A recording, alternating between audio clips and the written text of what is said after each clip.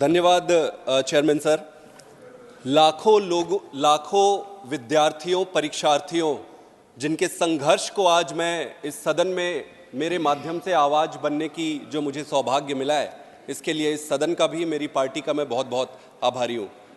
Sir, जैसे कि पूत के पांव पालने में ही पता चल जाते हैं, 10 साल की शुरुआत में ही पता चल जाता है, सरकार को इस पर काम शुरू कर लेना चाहिए था। 10 साल हो गए, आज इस कार्यकाल के अंतिम सेशन के अंतिम दिन इतने महत्वपूर्ण बिल पर चर्चा कर रहे हैं। इसी से पता चलता है कि सरकार की इस पे नियत क्या है।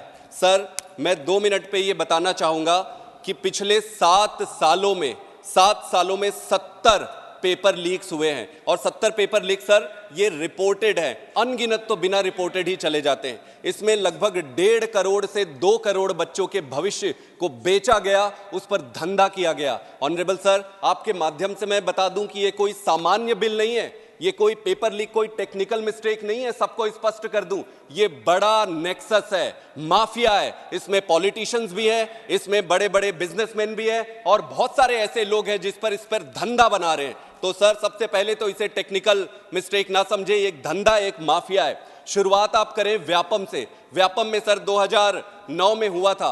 व्यापम इस घोटाले और इस पेपर लीक और पूरे घोटाले में मुख्यमंत्री तक के दरवाजे तक बात पहुंच चली गई थी, कई सारे नेताओं के ऊपर बात चली गई थी। ये ऐसा हुआ कि जो बच्चे भुक्तभोगी थे उन पर केस चलाया गया, और जिन्होंने पेपर लीक किया था उन पर कोई केस नहीं हुआ। Honourable chair sir, Sandeep ji, please Vyapam एक से बात do not make allegations, or you have to authenticate. Yes, coming to point sir, this is precisely point sir, this is very important for the country sir. Sir, Vyapam 1 से काम नहीं बना, व्यापम 2 आया। जैसे सिंघम 1 सिंघम 2 आता है, व्यापम 2 में सर पटवारी की परीक्षा थी, 10 बच्चों की मेरिट लिस्ट निकली, उसमें से 7 बच्चे एक ही सेंटर से सफल हुए। ये जिस नेता, भारतीय जनता पार्टी के एक नेता का ये सेंटर था, मैं नाम नहीं लूंगा sir.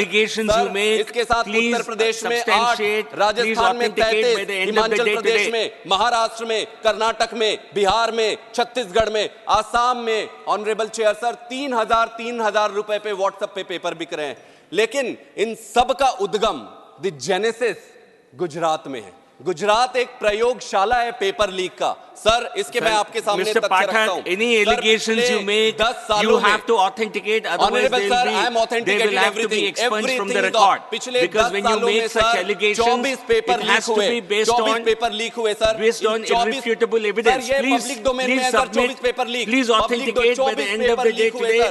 Otherwise, it will have to be expunged from the records. 2014 में it will have to be expunged from the record. 2015 में तलाटी, 2016 में talati Surendra. I think we'll give you time. मंत्री जी कुछ कहना चाह रहे हैं? Documents over here.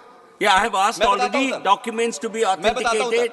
All allegations to be authenticated by the end of the day today. I will authenticate, sir. It is in public domain. Otherwise, I have already given that ruling.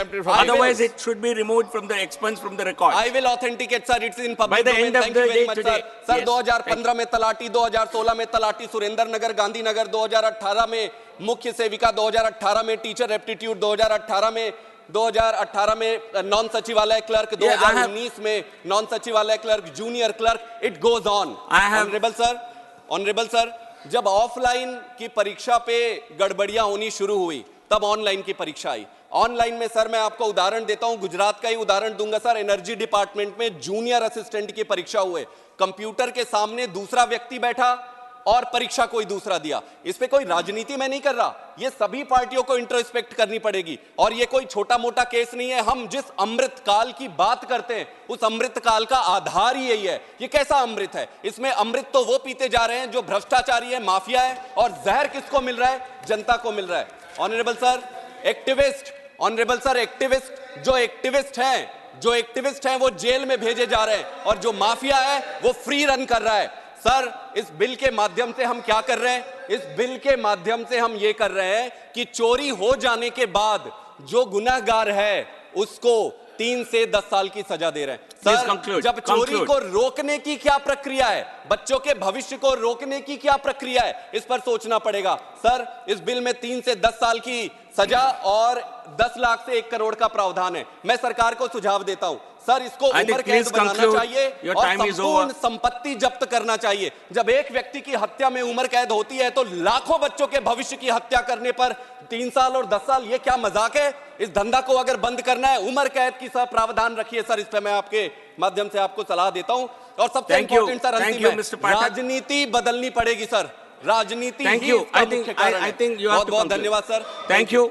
I you see, in Sri